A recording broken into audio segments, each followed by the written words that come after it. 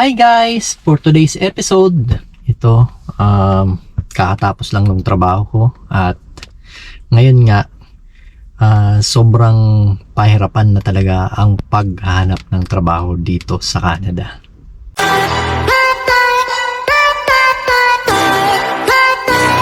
Alam nyo ba, nung pagdating ko dito sa Canada nung 2018, madali lang talagang kumuha ng trabaho. Yung alam mo, magpapasa ka lang ng resume mo online and then may matatanggap na silang may matatanggap ka na ng tawag galing sa kanila or email na alam mo yon na papupuntahin ka dun sa office kasi kadalasan talaga dito agency, lalong lalo na kung magtatrabaho ka sa mga factories, mga warehouse, ganun, agency talaga ang kinokontak ng mga companies. Pero swertehan din kung merong mga yung company na nag-hire sila ng direct, swertehan lang yun kasi minsan pinopost lang nila sa labas ng company mismo. Minsan hindi talaga nila ipinopost yun sa online. Kaya kadalasan talaga mga agency. At saka madali lang. Halimbawa, hindi ko nagustuhan yung trabaho ngayon. Magkikwit ako ngayon tomorrow, pag nag-apply ako ulit dun sa agency na kumontak sa akin, madali lang. Bukas, pwede ka na kaagad nilang ipadala dun sa new company na pupuntahan mo. And then, pag hindi mo na naman nagustuhan, pwede ka na naman mag-request ulit dun sa agency na hindi mo kaya, mabigat, ganun. Yan, pwede yun. Pero ngayon, na after nung pandemic, at saka after nung pandemic, yun pahirapan na kasi ang dami talaga nilang pinapasok na mga immigrant dito na talagang pumuno nung mga vacant na mga trabaho dito sa Canada, especially yung mga nasa factories, warehouses, mga restaurants, mga fast food, mga ganyan.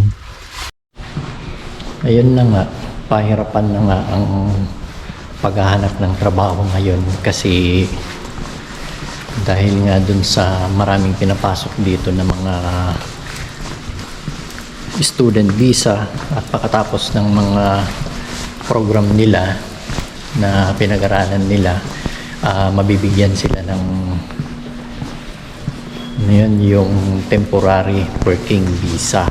Kaya ngayon sobrang hirap na talagang maghanap ng trabaho ngayon dito sa Canada. Kaya nag-iigpit na rin yung immigration ngayon. Kaya ngayon nahihirapan na rin akong kumuha ng malapit dito sa amin, lalong-lalo na yung sa mga healthcare kasi ang dami talagang pumasok dito na nag-aaral ng personal support worker kaya ng trabaho ko.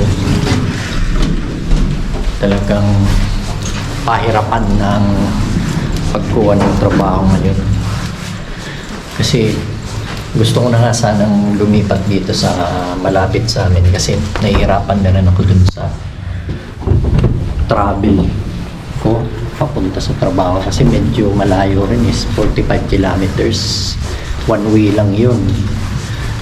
Minsan traffic pag pauwi, susundo pa ng mga bata sa school, kaya minsan binibilisan ko na lang para maabot ko yung oras ng uwian nila.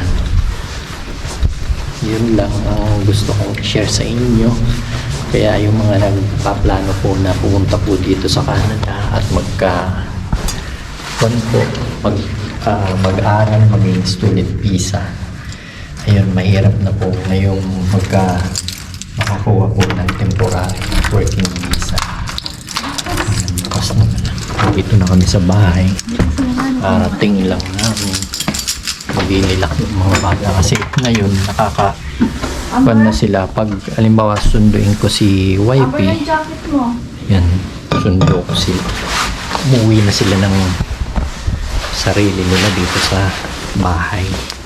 Ayan, nandito na po ako sa bahay ngayon.